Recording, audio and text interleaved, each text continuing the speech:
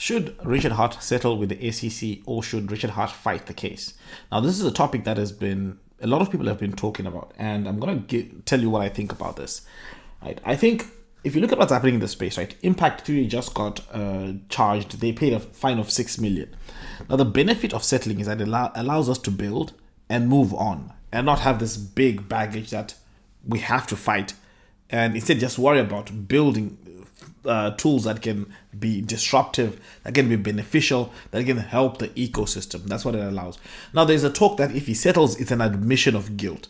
And I disagree with that perspective, simply because we are in a lot of uncharted territory in the crypto space, right?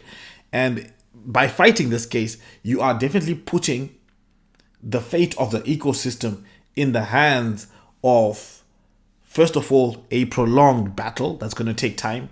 And second of all, that is not guaranteed a win. Now, there are those who think that the win is guaranteed, that it's definitely guaranteed, that nothing was done wrong, and because nothing wrong has been done, we will win.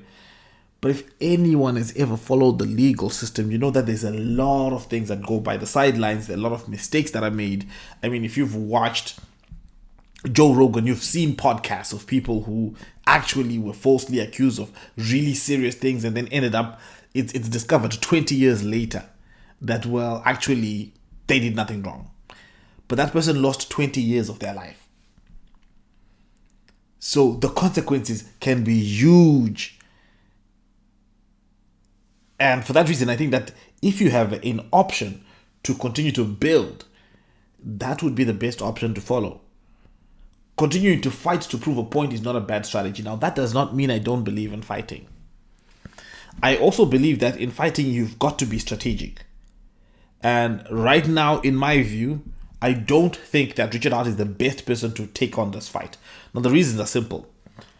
Coinbase was sued. When Coinbase was sued, a lot of entities came in and had Coinbase's back. Coinbase is working with BlackRock. BlackRock is $9 trillion under management. How much influence does BlackRock have within government officials? How much influence do they have? So if you've got a big player like that has massive backing, that's the right person to take on that fight. The right person to take on that fight, because the fight is going to be about institutions coming against each other. And the person who is the best person to go against this is a person who has the most backing, the most strength. That's the person that has to take on this fight. A lot of people say that, well, Richard Hart is smart, he can handle this. Yes, but one man versus an institution is just simply not a fair fight. But if you've got an entity like Coinbase that has institutions and institutional backing, I think that they would present the best possible defense for crypto. Or another one, I think Vitalik. Vitalik has massive support in the crypto space, massive support from many governments. They've done a lot of work with different governments all around the world. I think also he has a better footing in terms of fighting this because he also has massive backing of the crypto space. I think those facts are undeniable. And I think that the people who are the biggest entities behind them would be the best people to fight. And if we are being honest, Richard Hart, the Pulse Chain community, has not had much support from the crypto space itself. I mean, some people talk about the bankless guys were celebrating when this case came out. Now, they have been proven wrong because now even some of the people they like are also getting the same treatment. And now all of a sudden they start to say, well, they start to see the light. But having said that, I still think that if the best thing for the Pulse Chain ecosystem is to settle and to continue to build and support anyone who's going to take on the fight and let the others who I think will be more equipped to take on this fight, let them be the ones that take on the fight.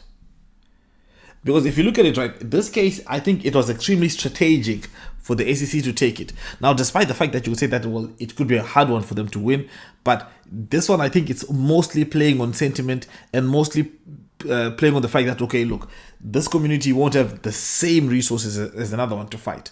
The same way, like I'm saying that a Coinbase is publicly listed company with a lot of investors. The backing that they have is strong. If you want to see how strong this backing is, right?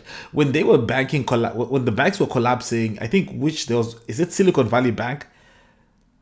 The government was pressured to sort of guarantee the deposits in that bank. They were pressured because they were powerful entities that were at the, okay, I would assume that they were powerful entities at the losing end of that if the bank was not bailed out or did not have that government reassurance. So entities like that are powerful enough to move governments, to ensure that governments on weekend, they're out there working, fighting to make sure that people don't lose money. Those are the people that you want to take in on the fight. And we're starting to have them with Coinbase being a publicly listed company with BlackRock starting to buy up Bitcoin. Those are the people that I think have a better chance to win. Now, do our interests aligned? In some instances, they are. In some instances, our interests are definitely aligned. All in all, this is what I think. Let me know what you think in the comments below. Do you agree? Do you disagree?